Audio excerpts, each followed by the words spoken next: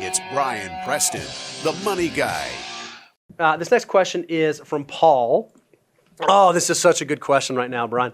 Hey guys, how early is too early to sell a house if I have good equity?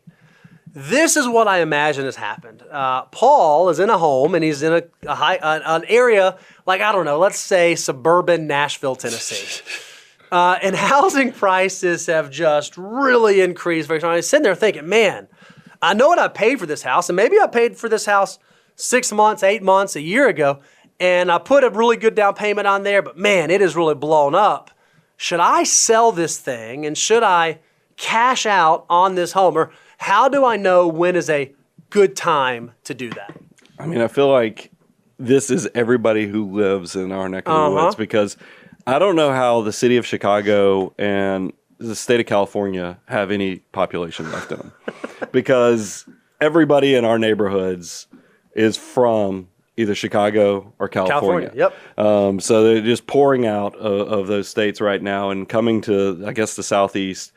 And what so our taxes, I mean, our values are through the roof. Yep. I mean, it's kind of insane. It's kind of like everybody in California came to Nashville and go, oh my gosh, these houses are a nickel.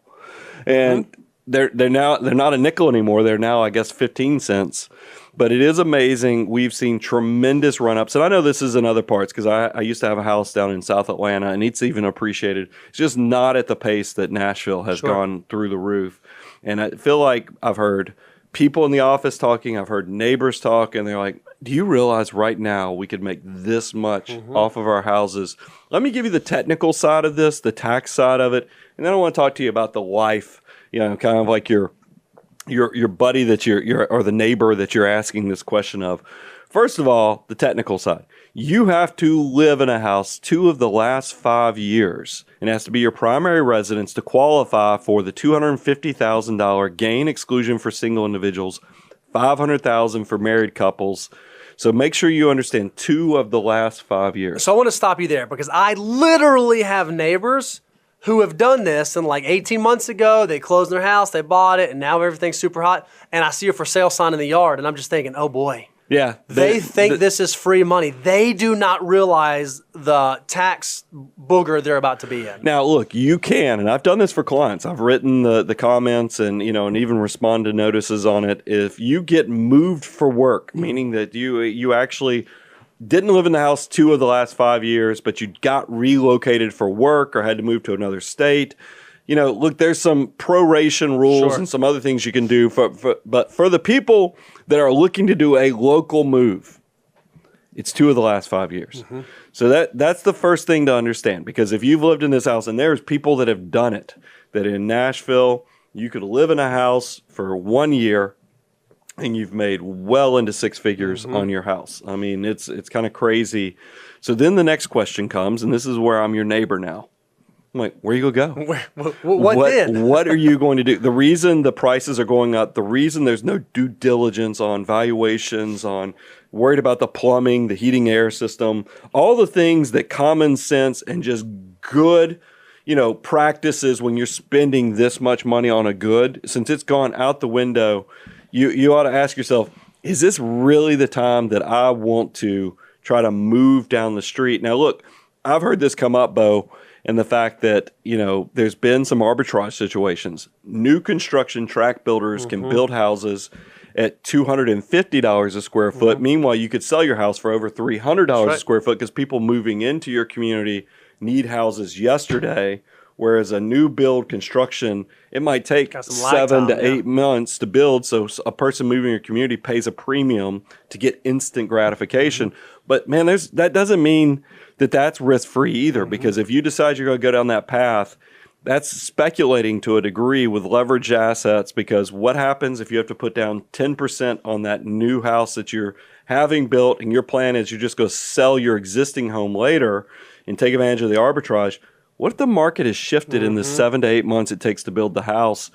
There's a lot of risk in that, because for most people, their house is one of their largest assets. Just be smart, because levered returns feel so good when they work out right. Because a lot of you, if you bought your first house, Say you bought your first house in Nashville and you only put down the 3% that we gave you permission to do, and now you've got six figures worth of equity in it. If you actually sold the house, closed, and got the check for over 6 figures, you'd feel like a genius. And that's why people get so addicted to real estate and the leverage growth.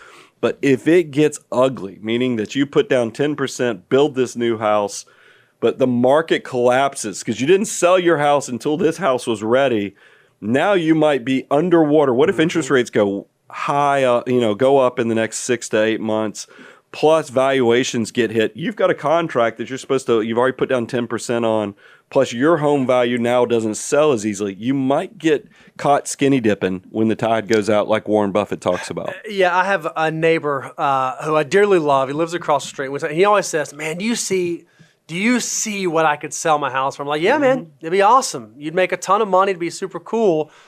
But a house is a use asset. And one of the things I have to remind a lot of folks in my community is money is simply a tool that allows us to do the things that we want to do. Well, one of the things that me and my family want to do is we like that our backyard looks out over these woods. And I like that we can go for a walk around the neighborhood. And I like that we have the neighborhood pool. And I like that we have the neighbors. And so while, yes, it may be an optimal financial decision for us to sell, there are some intangibles that go with the home that you live in. So don't make a rash decision because you're trying to make some very quick money.